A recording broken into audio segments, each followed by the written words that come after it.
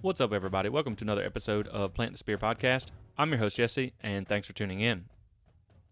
We're going to start this episode off by saying Happy New Year to everybody out there in Nole Nation. It is officially 2023, and this is our first episode of the new year, so I'm excited for what 2023 is going to be for Florida State, for Plant the Spear, for all of us out here in Nole Nation. I know it's going to be a special year. I know there are some big things coming for Florida State that I'm excited about. I'm ready. You never want to wish your life away, but I am ready for that LSU game in September. I know that's going to be a top 10, top 15 matchup with some high stakes, and it's going to be a huge environment. So I am really excited for that one, as I know you are too. But there's a lot to cover in the meantime, and Florida State did end 2022 on a high note, getting the bowl win over Oklahoma and also getting some pieces in the portal, some crucial pieces, but we do have a lot of ground to cover. Like I said, we got the bowl game to talk about, which we won't spend a ton of time on just because I know it's been covered a lot, but I haven't got to talk to you guys about it. We got some roster moves and some coaching changes to cover as well. And like, if you listen to this podcast on a regular, you know part of the reason I didn't get to record after the game was I had won the VIP little package or whatever to the Duke's Mayo Bowl, and part of that included field passes for pregame, so we had to be there early. So I called it a night pretty early, but it was fun. It was a cool experience. We got to be down on the field before the game. We were, right there on the sideline, and that was something I had never done before, so it was pretty neat. And to be honest, the tickets were pretty sweet too. They were 11 rows from the field, right around the 40-yard line, so it was fun. It's just at times it's hard to get into a game that you don't really have any skin in the game. You're not excited or a fan of either team. And the funny thing is, when we got there, we ended up being on the NC State side, and personally, I have no love lost for that program. I've never been a fan of NC State for certain reasons I've heard of how their fans behave in Raleigh and things like that. But anyway, so when we got there, everybody was like, well, how's a Florida State fan end up at this game? And I explained to them that I had won the package and all that stuff, and then they were like, well, you're cheering for us, right? Hey, ACC, huh? And I'm like, well, no, because I don't do that. I've never been someone to cheer for the conference. Miami, Clemson, NC State, all them being good doesn't do anything for Florida State. So I don't care about them being good. I don't want them to win. I understand strength of schedule, conference strength, and all that stuff. I get it. That's part of it. But this isn't the SEC. We're not here for that. So I cheer for Florida State and Florida State alone. If they handle their business, they win their games on the schedule, they're going to be in the conversation. It doesn't matter. So not cheering for NC State in that one. And not to mention the Maryland Terrapin mascot. I saw him on the sideline. I took a little picture with him, and he gave me a chop once he realized I was an FSU fan. So I had to pull for Maryland that day, and they did end up winning the game, so that's cool. But anyway, back to Florida State. So Florida State does end the season on a strong note with a win over Oklahoma. It didn't go the way I had planned. If you listen to the pregame preview, I thought the final score would be around 45-20. To be honest, I originally wanted to go a little more conservative than that. I wanted to go 38-24-ish, but I just felt like some of the crucial opt-outs that Oklahoma had was going to really put them behind. And I think one of the things that I underestimated in this game was the depth that Oklahoma has, the talented depth that Oklahoma has. And a lot of that has to do with them being a really good high-level program for a long time. They've been able to recruit at a pretty high level, and despite what Lincoln Riley took with him to USC, there's still a lot of talented pieces left there. A lot of their depth guys, a lot of the people we saw playing in that game from the reserve role could start at a lot of Power 5 programs across the country. So, it's not like they were getting walk-ons when they stepped in, and I think I underestimated a little bit how quality those players were going to be, because that roster is still pretty loaded, and I do think they're going to be fine in a few years under Brent Venables. Now, one thing that I did talk about, though, in the preview was that I thought 6-6 was a little deceiving of a record for Oklahoma. I think that when you look at 9-3 versus 6-6, you would think the 9-3 team would probably roll over them. But one of the things that I cautioned was they played in a tough Big 12 conference this year. And from top to bottom, the Big 12 was pretty solid. And so that 6-6 record may have been a little deceiving, as was their defensive stats. We know their defense ranked low 100s, or whatever, towards the bottom in most categories. But I also, told you guys that they played 7 top 50 offenses throughout the season. So those numbers may be a little smoke and mirrors. I also think I underestimated how good Dylan Gabriel was. And I think when you look at any team who has a very high level quarterback and receiver combination, as does Oklahoma with Gabriel and Marvin Mims Jr., I think that can keep them a team in any game. That's something that I also, when my brother, who's a Georgia fan, he asked me, like, how do you think our game's going to go against Ohio State? And I said, well, I would be concerned about what you saw at the end of the LSU game where your secondary got torched, and they do have Ohio State, that is, C.J. Stroud and Marvin Harrison Jr. That's a pretty elite wide receiver quarterback combo, and they were able to they kept Ohio State in that game. And I mean, one could also argue that if Marvin Harrison Jr. had not have been knocked out of that game, Ohio State could have won, because this is 2 years in a row that Georgia got fortunate that a guy they had no answer for covering got knocked out of the game early, and they won. But it just goes to show that was something that Georgia, who has all the 5 stars in the world, struggled with. And Florida State struggled with it too. They didn't really have an answer from him. So it was they were fortunate. They caught a break when he got knocked out of that game. But like I said, guys, overall, I think all that matters at the end of the day, because Florida State had guys out too. We didn't anticipate Fabian Lovett not being in that game. It was a surprise to me when he was in street clothes. I heard it was like a little bit of a cleanup surgery from some things that had been placed before, so nothing major to worry about there. Should be fine for next season. But he's a big loss for this defense. When he's not been on the field, that interior defensive line has struggled, and it was the same case in this game. But like I said, I think Oklahoma was a better opponent than maybe I had estimated, and I think they came into that game ready for a fight. And I think Florida State maybe a little bit thought that they were going to be able to beat them with the opt-outs and the 6-6 record and things like that. I think the offense got off to a little bit of a slow start, put the defense in some tough positions, but overall they were able to rebound and get the win, which is all that really matters at the end of the day. So just looking at a few of the stats from this game, Florida State puts up 587 yards of total offense, 418 through the air, 169 on the ground, 8.15 yards per play, which is excellent. I know sometimes it didn't look great, but once they got rolling, things worked out pretty well for the offense. Once they figured out what Oklahoma was going to try and stop, and they leaned on the pass, they did really well. But at the same time, like I said, they went for over 400 yards passing, and this was Jordan Travis's first 400-yard game. So kudos to him there. He did have one that went for like 394, I think, previously this season, but this is the first one that's officially over 400. So big game from Jordan there, and it just really caps off a special season for him. He ended up with 3,633 all-purpose yards and 32 total touchdowns on the season, 6th in QBR ranking, 3,000-yard passer, doubled his yards from 2021, touchdown to interception ratio and completion percentage improved on the year. And, there was a thing preseason, I think it was around May, and I just tweeted this out. I went back in the archives to find it. And one of the college football accounts, they asked on there, who is a player that you would like to see go off for your team this year, and what does that mean? And I said, well, for me it would be Jordan Travis, and I would like to see him have 3,500 yards, all-purpose yards, and around 35 touchdowns, which means he missed almost little to no time due to injury, and would probably catapult Florida State into having a pretty good season. Well, daggone if that wasn't pretty freaking close to exactly what I was looking to get this season. But anyway, like I said, you also had Johnny Wilson, who went for over 200 yards receiving, and this is a guy who can absolutely take over a game, as we saw. Over 200 yards, high pointing some big catches, just absolutely disrespecting the OUDB there on one of the last big plays. So he's a guy that can take over a game, and he's a huge asset on this offense. He also dropped a touchdown, which is something that we saw from him throughout this year, was inconsistency in the drops. And so that's the thing. That's another reason why I think he's going to be back next year. But a huge game from Johnny Wilson. You also saw some big plays from Pokey Wilson, who's someone that has really come into his own this year. He really did make some big plays this year for Florida State. And he did announce today that he's going to go test the NFL waters through the draft. So I am definitely wishing him the best of luck there, pursuing his dream of playing in the NFL, because I really do think he put himself on the map this year with some of the big catches he had against LSU and Miami and in this game as well. So that was nice to see from him. But, and we're going to get to this later, but Trayshawn Ward also had a big game. Obviously, we know he hit the portal, which is, it's kind of sad. But because I'm a big fan of Trayshawn. I like what he's been able to do in his story, but we're going to touch on that in a second. But, that was another guy who had a big game here.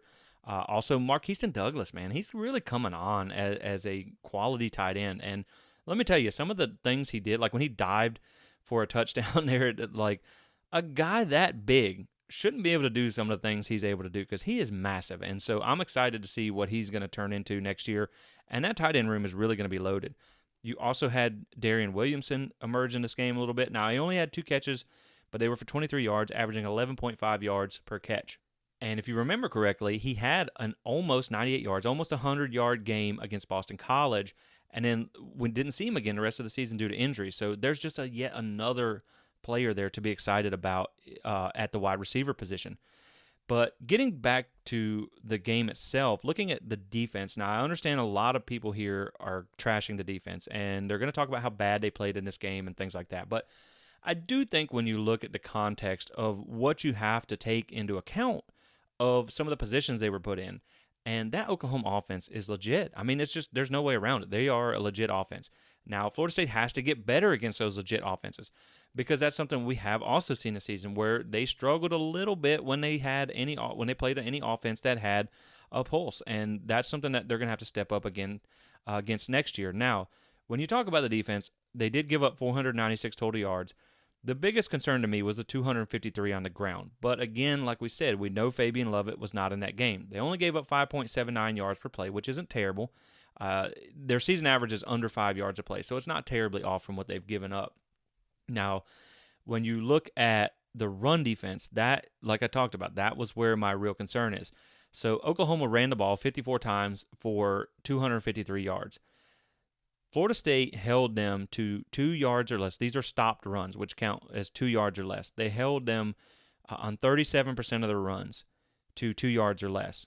Opportunity runs, which are runs of 4 yards or more, Oklahoma had 4 yards or more on 56% of their runs. Now, to put that into perspective, Oklahoma held Florida State to 2 yards or less 53% of the time and allowed 4 yards or more only 41% of the time. So not a huge difference, but they also had 2 starting tackles out. Their leading running back was out. And I know Fabian Lovett was missing, but this defense is going to have to get better against the run. That's just plain and simple. There's nothing else to it. Nothing else to say there, but they're just going to have to get better against the run because when you see 56% of their runs going for 4 yards or more, what's that tell you? They're winning at the line of scrimmage. They're getting to the next level before the runner gets tackled. And so that's somewhere where I think seeing, and this is something that I tweeted out during the game, the addition of Darrell Jackson, the addition of Fisk, the bringing Fabian Lovett back for another season, and hopefully he has better injury luck this time around, cannot be understated. And I think that's the thing that I appreciate the most about this coaching staff is they see a need and they address it. They had a terrible offensive line for a long time. So what did they do? They went out and signed a bunch of freaking really good guys. They went to the portal and they got day one pieces that can come in and step in and play. And that's what they're doing now on the defensive side of the ball. They built up the offense, taking a lot of wide receiver transfers, running backs, offensive line, things like that we just mentioned. Now they got to stock the defense. And I think they realize they have some holes, and that's what they're addressing. So that is something that I'm excited about. I think they will be better at the run next year.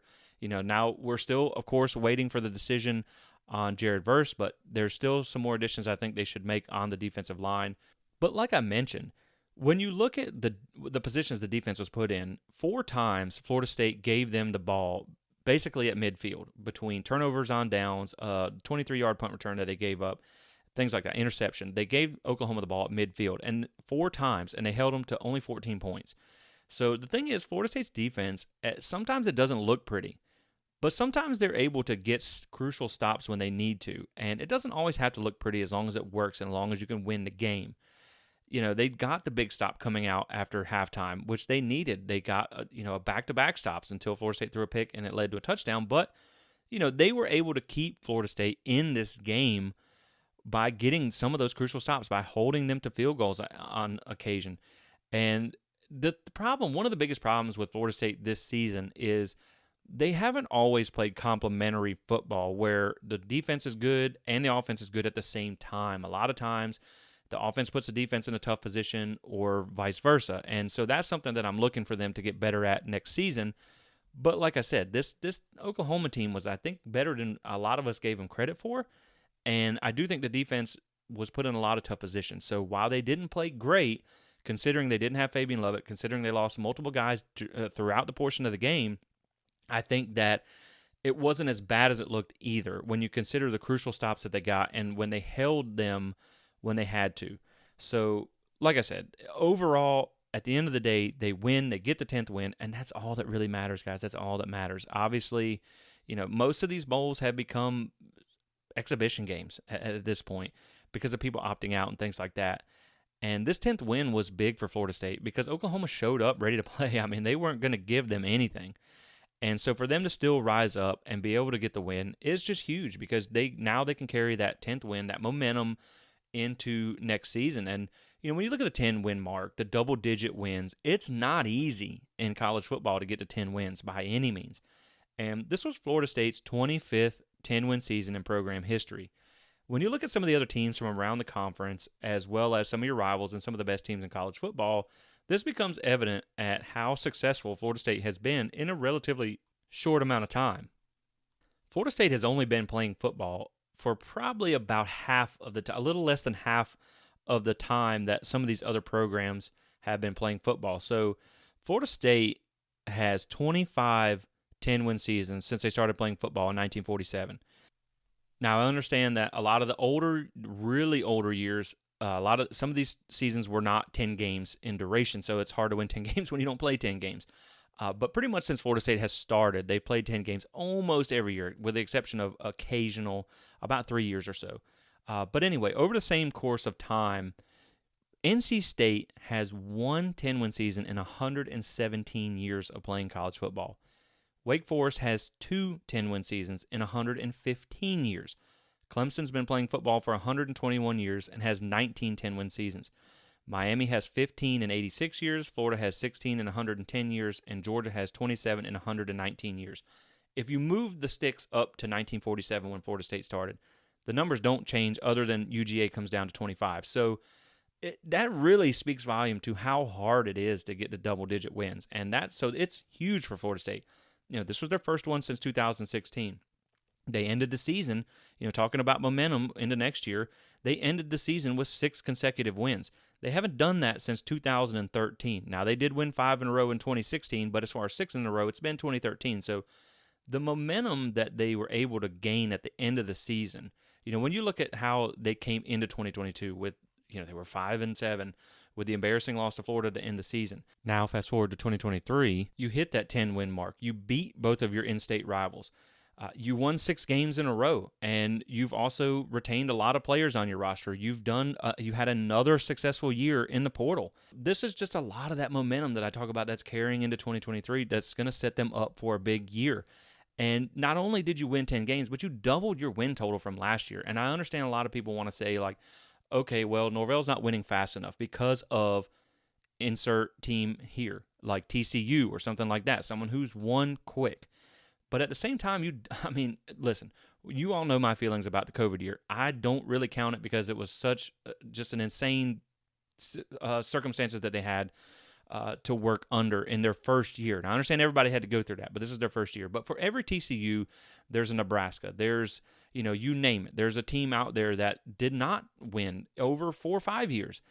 But to double their win total after 2021, that's climbing pretty fast. And so I'm excited to see what they can build on, because when you look at what Florida State was able to do, getting to 10 wins this season, a lot of that was built from the transfer portal, and a lot of these transfer portal players were your stars once again. A lot of these guys were your ones that earned the All-ACC honors and things like that. And no disrespect to our players, because I love our players, each and every one of them. And I think they play above their star rankings because, frankly, I don't care about what their star ranking was. But technically, on paper, when you look at it, they were able to get to 10 wins with a lot of guys who were kind of broken toys at other programs. Trey Benson was an injured running back at Oregon who Cristobal didn't take with him to Miami. Johnny Wilson, he was kind of a guy who was really trying to search for his way at Arizona State, thought he didn't, when he entered the portal, he said he wasn't even sure if anybody was going to take him. And you've also had to take guys from Lamar. You've taken guys from Northern Illinois. Dylan Gibbons, who was a great player for you, was a backup at Notre Dame.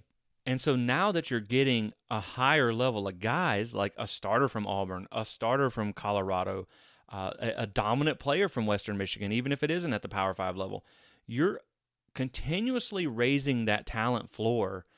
And the success and the stability at Florida State is going to allow you to bring in those higher level guys.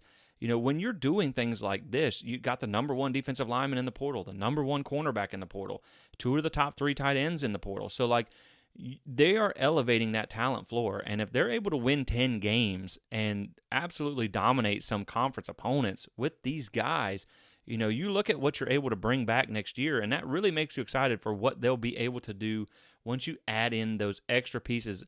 And like we talked about, this staff is really good at addressing needs on this roster, and now they're able to do that with even higher end pieces.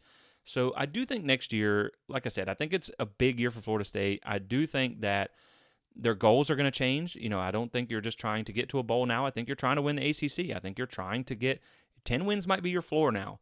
I don't necessarily want to say national championship or bust because, they won 5 games the year before. So that's a lot to ask for a team who's still technically completing their rebuild. But I do think with the portal now, things have changed. You can fast track yourself to success, and that's what they're doing. And that's another thing that I'm just tired of hearing this tired argument of the portal is not sustainable. We don't know that yet. It has not been around long enough for anyone to make a factual statement that it is not sustainable. When you look at guys like Jamie Robinson, when you look at guys like Fabian Lovett, Jordan Travis, you're getting multiple years, Dylan Gibbons, from quality plug-and-play starters that you're bringing in. And so I don't think that it's not sustainable. And the other thing I think people have to realize is Norvell and the staff used the portal to get Florida State out of the ditch, to get them back on the road to success. There's nothing saying that they're going to stay in, portal-heavy recruiting forever.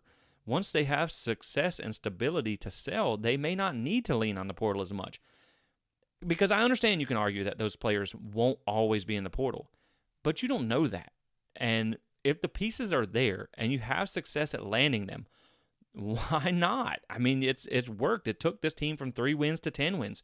So why not take advantage of the portal while it's there and the quality pieces are in it? But to say it's not sustainable is pretty foolish. But anyway, so that was just a tangent I felt like going on there. But like I said, so when you look at the end of this year with obviously the national championship game left to be played, Florida State finished 10th in total offense, 16th in total defense. They were second in explosive plays on offense, and the number 1 team was Western Kentucky, who had 1 more game and 1 more play than them. So you would think if Florida State played another game, they would probably be number 1 in explosive plays as well. Explosive plays on defense allowed, they were tied for 12th with Alabama. So, when you're 10-3, you're up there in the ranks with the Big 12 champion, with, a lot of these teams that finished with the same record with Alabama and stuff. And when you look at the beginning of the year, that's probably not where you thought you would have been, or at least at the end of 2021, because I do hear a lot of people say that no one saw this year coming. And I think, I'm going to grade myself on a future show coming up, but a lot of us thought this was possible. And I do think next year, like I said, I'm not going to say it's national championship or bust, but your goals are a lot higher. And I do think Florida State, should be a favorite for the ACC because we do see some things from some other programs in the conference. Clemson really looks like they have some cracks in the foundation. They did not look good in that bowl game against Tennessee, especially considering who Tennessee was missing. And I understand you could say that Cade Klubnik is a freshman, but he has played for them. That was not his first start. And they just didn't look good, and Tennessee doesn't have a good defense. So I do think Florida State is in a position now where, Norvell knows this. You have a chance in 2023 to take back this conference, to win that conference championship, and to get to 10 wins, and to get to a New Year's Six bowl game, and potentially make the playoffs, which to me is a very successful season. I'm not going to say that this team is, if they don't win a national championship, it's a disappointment. But I do think the goals that are on the table is to win the conference and finish with a minimum of 10 wins in the regular season, and also make a good New Year's Six, make the Orange Bowl. And so I think they are putting themselves in a position to do that. I think they're still planning on building towards the future by getting some of the quality high school recruits that you've seen in Hakeem Williams and a Blake Nicholson and a Lucas Simmons and Julian Armella and the guys, Rodney Hill, that they brought in. Those are all talented young guys. but you have a chance to supplant yourself to the front of the conversation in the ACC in 2023, because something I talked about in the middle of the season when Florida State went on their 3-game losing streak was how I think one thing that makes this down period for Florida State kind of harder to stomach was it felt like the ACC, Atlantic in particular, was at the highest point of almost every program. I mean, this is the best Clemson has ever been. NC State, this is pretty much about the best they've ever been. And the same story goes for Wake Forest. And Florida State was the worst they've ever been. So it's kind of like it made it even more painful. And I think that's why it felt so bad too. But now you look at the things are kind of shifting. The tide is turning a little bit. Florida State is back to winning 10 games. They ended up winning more than Wake Forest. They won more than NC State. They won more than all those teams that were favored ahead of you in early in the year in the conference. And so now the tide's turning. They've lost their quarterbacks. Florida State's bringing theirs back. So it's shifting now. The powers seem to be shifting back towards Florida State. And I think that's one thing that people had to take into account was that was the best those programs have ever performed over the course of history. And now when you look at how things are playing out, Wake Forest looks like they're going to probably have to do a little rebuilding next year.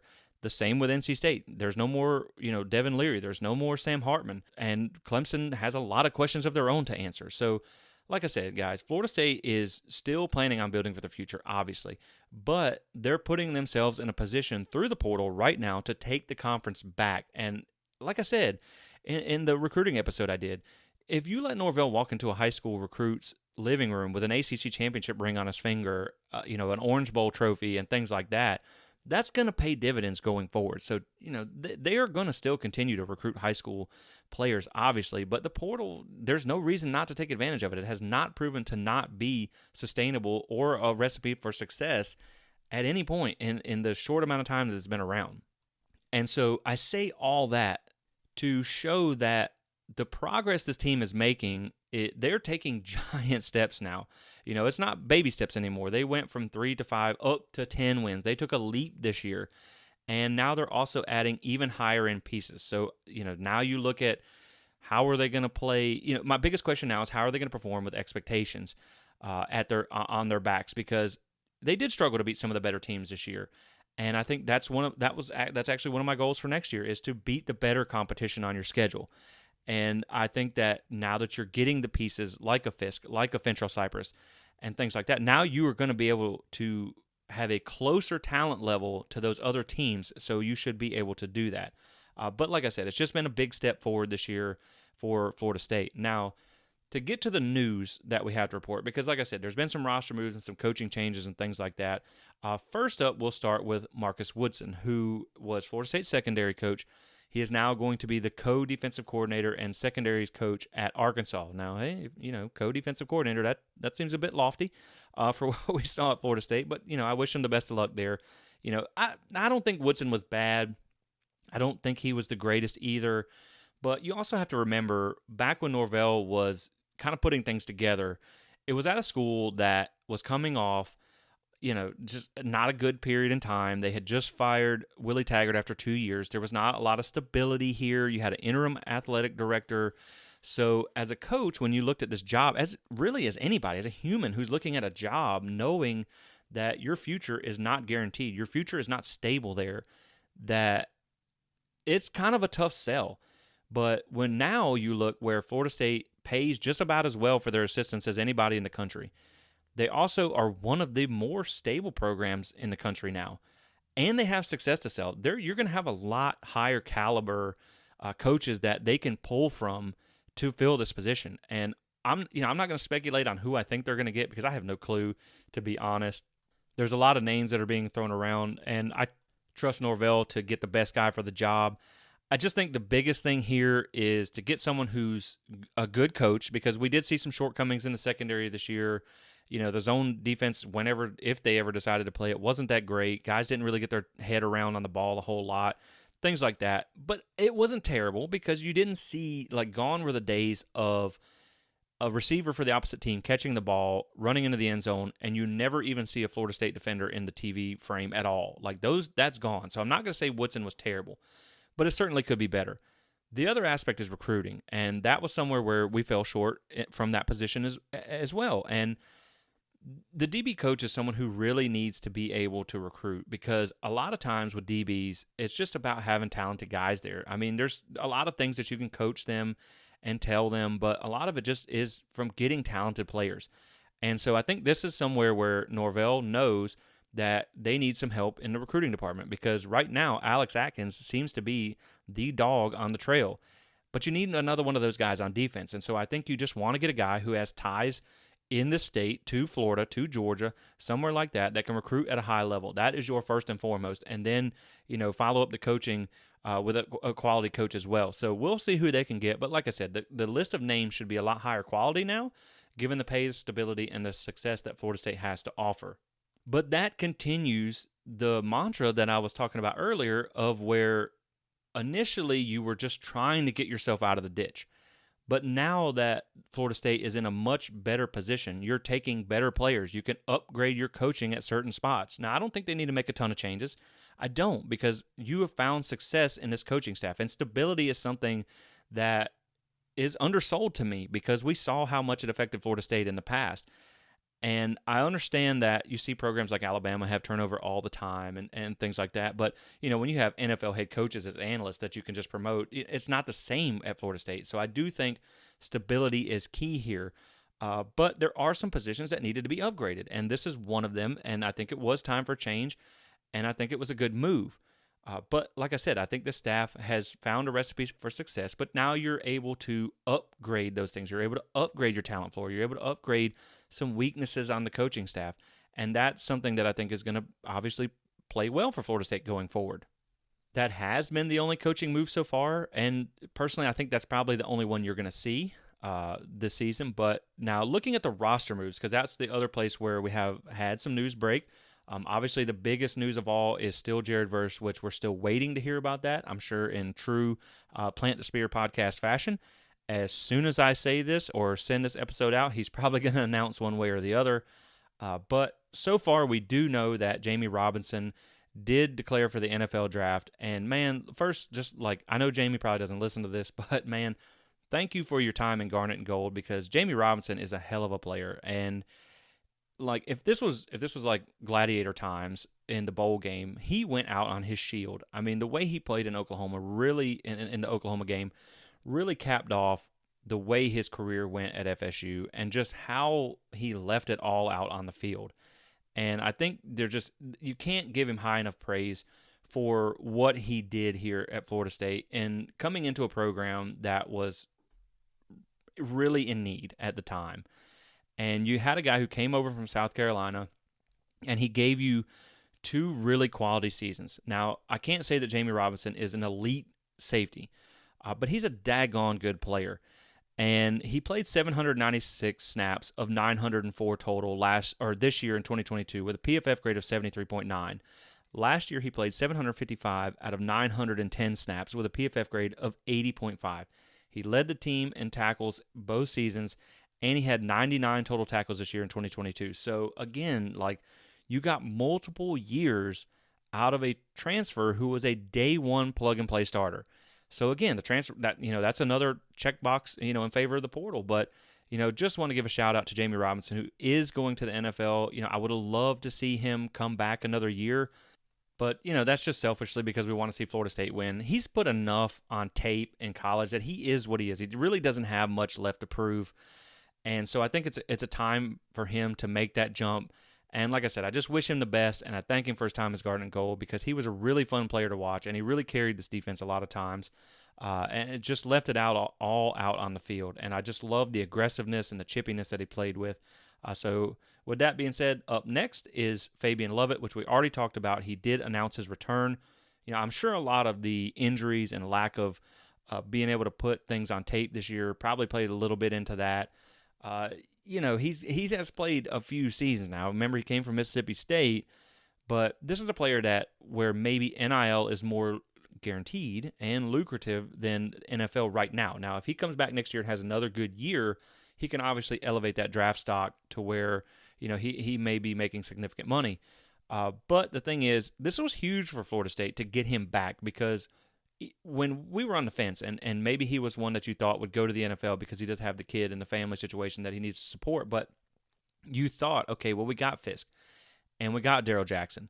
But if Lovett goes, you're going to need a little bit more. You're going to need some depth because you do have the younger defensive tackles that are quality players and are going to get better. But as we saw this year without Fabian Lovett, you just got to have someone else there. And, God forbid something happens next year with injury, you're thin already. And so now getting him back is going to be huge for, not only depth, but for having another high-end guy on this defense. Because we saw when he played, it made a really big difference. He only played 210 snaps this year because of injury, and he was your highest graded defensive lineman whenever you apply a little snap minimum there.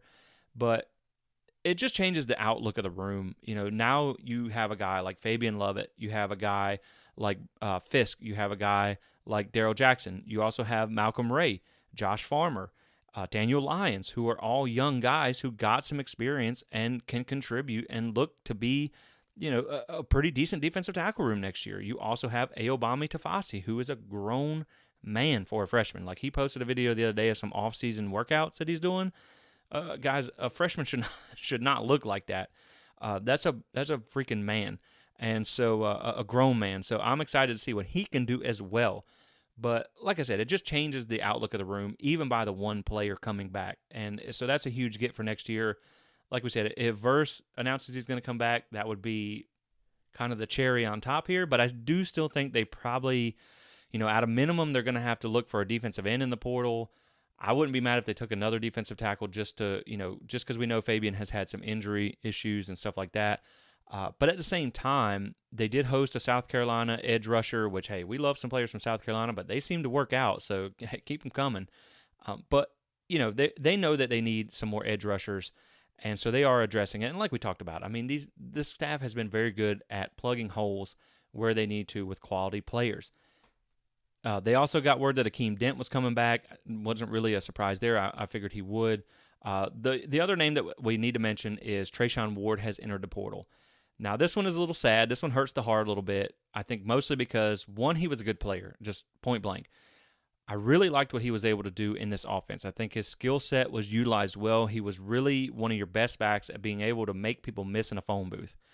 And so I do think it's a loss. There's no doubt about it. It's going to be a loss to lose this guy for next season because he was able to get going sometimes where other backs weren't. Like in the bowl game, Trey Benson averaged under 2 yards a carry, and he averaged over 8. Trayshawn Ward did. So it's going to be a loss, but this is a packed room, and we knew this was going to happen even before he announced. One of my topics that I was going to do in this episode, we're going to have to push the next one, was crowded rooms. And you knew you can't. I mean, there's only one ball to go around, and when you already have Trey Benson, Toa Philly, C.J. Campbell, Rodney Hill, Keziah Holmes, you have all these guys who are also vying for playing time, and that room is crowded. And the same thing goes for the wide receiver room. You could see someone come out of there. Who knows?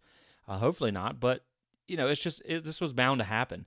And I think it does hurt a little bit too because you saw him ascend from the walk-on ranks into a scholarship player and everything. So you got a little personal attachment there with Trayshawn Ward, and he's a great player, a great kid, and a great teammate. So you hate to see him go, but at the same time, this is really one of those like happy, sad, double-edged sword kind of transfers, because this is something that happens when you finally build depth. When you're not having to just take whoever you can get to have depth, that's a good thing. And I hate to see Trayshawn go, but again, this is what happens when you have a stacked room. Someone's going to have to eventually go. And that is something that is nice to see Florida State get back to, is that you have so many quality players at a position that a quality player is now leaving. And so I think it hurts, like as a fan base, it tugs at your heartstrings to see Trayshawn go. But at the same time, knowing that Florida State is finally getting back to having depth at a few different positions, that is something that you kind of got to take the good with the bad. You kind of have to accept that the portal is going to take from you too. But you're at least know that it's not like your best running back just left and you got no one to replace him. You have a host of quality backs that are right behind him. And, you have guys like Rodney Hill who have a similar skill set. And so maybe you go with the younger guy. I mean, you saw NIL deals for basically everybody except for Trayshawn Ward. And so maybe that was part of it, maybe not. I don't know the context there, so there's not much to say about that. But like I said, I mean, now that you're able to build that depth, and you're gonna lose guys on occasion. It's just gonna happen. But I think the one thing to talk about with that is when you look at guys coming in and guys going out, and you look at what they've been able to lose and replace, and per the On3 rankings, so far, Florida State has brought in 9 players and transferred out 11. They brought in guys with an average ranking of 88.3. The transfers out have had an average ranking of 65.5. You lost 1 4-star transfer player and brought in 4. You lost 9 3-stars and brought in 5. So, again, you're kind of swapping out guys to elevate the floor of your talent level. And that, to me, is, that's where you get back to now 10-win seasons, now ACC championships and things are to be expected. And I do think that's the mindset behind what this coaching staff is doing. They know that the expectations are going to get loftier now that they've had some success. And so if it means you have to lose a guy on occasion, then so be it. But you got to bring in the best players possible. And, it's just part of football, unfortunately. But I hate to see Trayshawn go. But like I said, now that you have depth at a position, it's going to happen on occasion. And it's not a bad thing. It sucks to watch the player leave, but the reasons behind it, you're happy about. Now to talk about the last thing I want to go on here is the 2 guys that they did bring in since we've last talked that I didn't get a chance to talk about, and that is obviously Braden Fisk from Western Michigan. Now, he was a 3-star coming out of high school, 4-star rated transfer player, number 1 defensive lineman in the portal, 6'5", 300 pounds, 5 seasons with 1,809 snaps of experience. Man, guys, these 2022 stats are ridiculous. He had 48 pressures last season. The highest for Florida State was Jared Verse at 36. He had 8 sacks last year, 54 tackles, 2 forced fumbles, PFF grade of 86.4, run defense grade of 83.8, and a pass rush grade of 80.3, all which are well above quality starter status. Now, of course, you're going to say, well, he was at Western Michigan. Who did he play? He did have 2 games this season. One was against Michigan State, against Power 5 competition. One against Michigan State, who, they're not great. They fell off a little bit since they had that good run under Mel Tucker's first year. But, they're probably about as good as you're going to face with your middle-of-the-road ACC teams. And he had a 78.7 PFF grade in that game. The Pitt game, they also played Pitt, who you're going to, we play next year. And he had a 69.1 grade in that game as well. So he's been able to hold his own against Power 5 competition. And so I'm really excited about what he's able to bring to the table for the interior of this defensive line, somewhere where they needed help almost the most. Now, also the other player that they brought in, another number 1 player out of the portal, was Fentrell Cypress from UVA. 3-star player coming out of high school, 4-star transfer, number 1 cornerback in the portal, 6 foot, 184 pounds, 4 seasons, 987 snaps of experience.